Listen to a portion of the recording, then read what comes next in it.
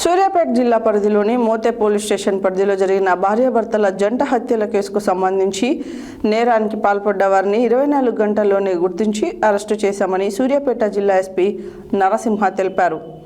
మోతే మండలం కేంద్రం జాతీయ రహదారి పక్కన మృతదేహాలను పాక్షికంగా పూడ్చిపెట్టారని గురువారం ఉదయం స్థానికుల ద్వారా సమాచారం అందుకున్న వెంటనే కోదాడ డీఎస్పీ శ్రీనివాసరెడ్డి, మునగాల సిఐ రామకృష్ణారెడ్డి, స్థానిక ఎస్ఐ లచ్చిరెడ్డి ఘటనా స్థలానికి చేరుకొని స్థానిక గ్రామాధికారితో కలిసి మృతదేహాలను వెలికితీసి గుర్తించడం జరిగింది. ఎస్పీ నరసింహ సంఘటన స్థలానికి చేరుకొని పరిశీలించారు.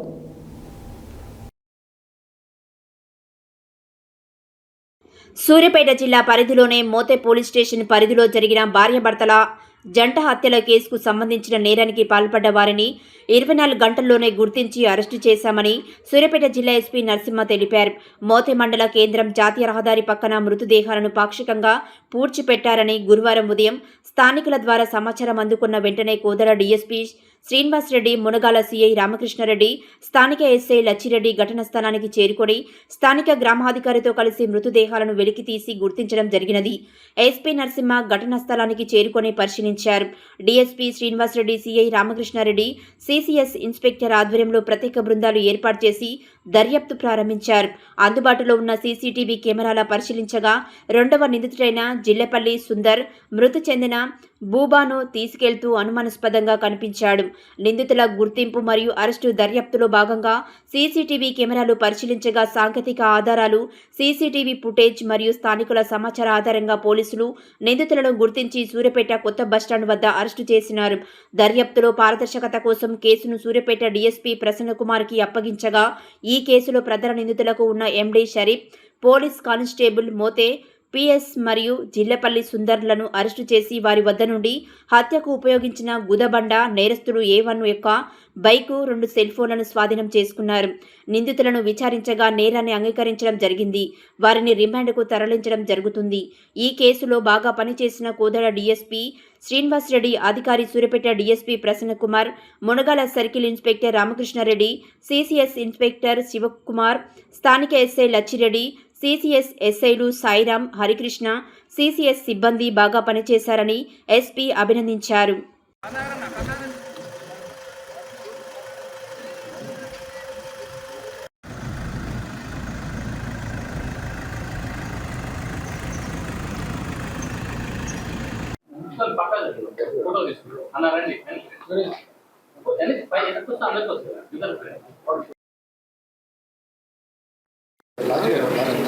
ఇంకో చైర్ పిచ్చోళ్ళు ఉన్నారు. అరే బాబు, ఓ చైర్ ఇటువైపు ఏఎస్ఐ గారు కూడా కూర్చోమని కూర్చో. ఇటు రామకృష్ణ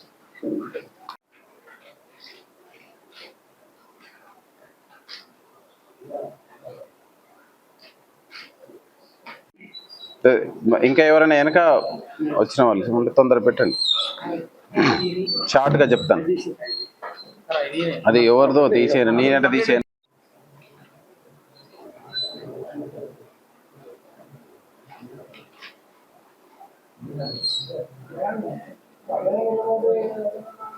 ఈ సుందర్ అదేవిధంగా ఈ యొక్క షరీఫ్ ఇద్దరు ఈ బూబా నాగులు ఇంటికి వెళ్ళి అక్కడ నాగుల్ని ఈ విధంగా మనం గుంత తీసి అక్కడ ఫోటో పెట్టాలి అనేటువంటి ఉద్దేశంతో బైక్ మీద ఫస్ట్ మొదటగా 10:30 ప్రాంతాల్లో నైటు ఈ యొక్క షరీఫు, నాగులు, సుందర్ కలిసి ఇప్పుడు ఏదైతే నేరస్థలం పూడ్చిపెట్టిన ప్రదేశానికి తీసుకువెళ్ళడం జరిగింది. అతన్ని నమ్మించి గుంట తీస్తున్న క్రమంలో నాగులు పారతోటి గుంట తీస్తా ఉన్నాడు, సుందర్ గడ్డపారతోటి తోముతా ఉన్నాడు. ఈ క్రమంలో వీళ్ళు ప్రణాళికలో భాగంగా తెచ్చుకున్నటువంటి పశువులకు గుదబండగా వాడుతున్నటువంటి కర్రతోటి విచక్షణ రహితంగా అతని మీద దాడి చేయడం, అదేవిధంగా దాడి చేసినటువంటి తదనంతరం అదే గుంతలో అతన్ని పెట్టి పూడ్చేసి మళ్ళీ ఏమి తెలియనట్టుగా బూబా ఇంటికి వెళ్ళడం, మళ్ళీ బూబాను కూడా నమ్మించి కొంత సమయం తర్వాత మీ భర్త అక్కడనే ఉన్నాడు, ఫోటో దిగాలి, నువ్వు కూడా దిగడానికి రండి అని చెప్పి ఆమెని కూడా అదే నేరస్థలానికి తీసుకురావడం. అక్కడికి వచ్చిన తర్వాత ఆమె చూసేసరికి ఎక్కడ భర్త కనిపించకపోవడంతో ఆమె అరవడం. ఈ అరిసే క్రమంలో షరీఫు మరియు ఈ సుందర్ ఇద్దరు కూడా ఈ ఆమె మీద దాడి చేసి ఆమెను కూడా తలకాయ మీద అదే గుదమండతోటి కొట్టి అదే పక్కన ఉన్నటువంటి రోడ్డు పక్కన ఉన్నటువంటి గుంతలో పూడ్చిపెట్టడం జరిగింది. ఈ రెండవసారి పూడ్చే క్రమంలో సరిగ్గా ఆ మొత్తం బాడీ మొత్తం పూర్తి స్థాయిలో వాళ్ళు పూడ్చలేకపోవడం మూలంగా తెల్లారు గట్ల దారిన పోయే వాళ్ళు చూసి వాళ్ళ కాళ్ళ చేతులు బయటికి కనిపించేదాన్ని చూసి అక్కడ బాడీలు ఉన్నట్టు వాళ్ళు గుర్తించడం, వాళ్ళు పోలీస్కి ఇన్ఫార్మ్ చేస్తే తదనంతరంగా ఈ కేసు నమోదు చేయడం జరిగింది. ఇందులో పోలీస్ ఇమ్మీడియట్లీ మనం స్విఫ్ట్గా రియాక్ట్ కావడం, 24 గంటల్లోనే కేసు ఛేదించడం, ఎంతటి వారైనా వదిలిపెట్టే సమస్య లేదు అనేటువంటిది ఒక గట్టి సిగ్నల్స్. అది ఏ డిపార్ట్మెంట్కి సంబంధించిన వాళ్ళైనా, స్వయంగా మా డిపార్ట్మెంట్కి సంబంధించిన వాళ్ళైనా ఎవరిని కూడా చట్టం వదిలిపెట్టదు అనేటువంటి గట్టి సంకేతం మనం ఇవ్వదలుచుకున్నాం.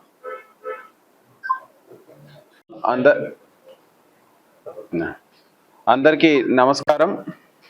సూర్యాపేట జిల్లాలో మోతే పోలీస్ స్టేషన్ పరిధిలో 11/12 ఈ నెల 11వ తారీఖు 12వ తారీఖు ఇంటర్వ్యూనింగ్ నైట్ మనకు 12వ తారీఖు మధ్యాహ్నం టైంలో ఇన్ఫర్మేషన్ రావడం జరిగింది. మోతే మండల హెడ్ క్వార్టర్కి దగ్గరలో ఖమ్మం సూర్యాపేట్ వచ్చే ప్రధాన రహదారికి ఆనుకున్నటువంటి